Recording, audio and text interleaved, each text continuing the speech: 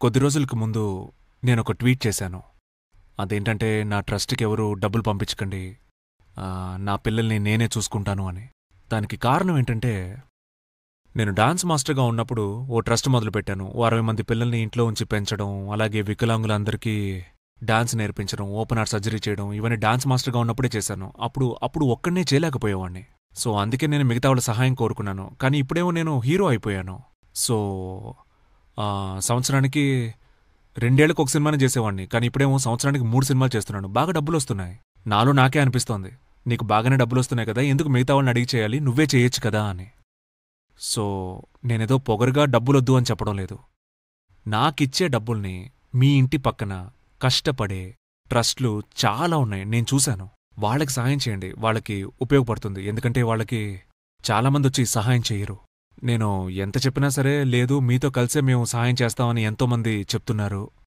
So, దానికి చాలా సంతోషం. కష్టపడేవాళ్ళెవరో నేనే చెప్తాను. మీరే వెళ్ళి మీ చేత్తో చేయండి. అది మీకు ఎంతో సంతోషాన్ని కలిగిస్తుంది. Thank you so much.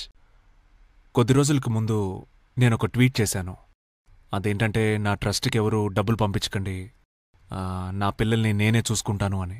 దానికి కారణం ఏంటంటే, నేను డాన్స్ మాస్టర్‌గా ఉన్నప్పుడు ఓ ట్రస్ట్ మొదలుపెట్టాను. ఓ 60 మంది పిల్లల్ని ఇంట్లో ఉంచి పెంచడం, అలాగే వికలాంగులందరికీ డాన్స్ నేర్పించడం, ఓపెన్ హార్ట్ సర్జరీ చేయడం ఇవన్నీ డాన్స్ మాస్టర్‌గా ఉన్నప్పుడే చేశాను.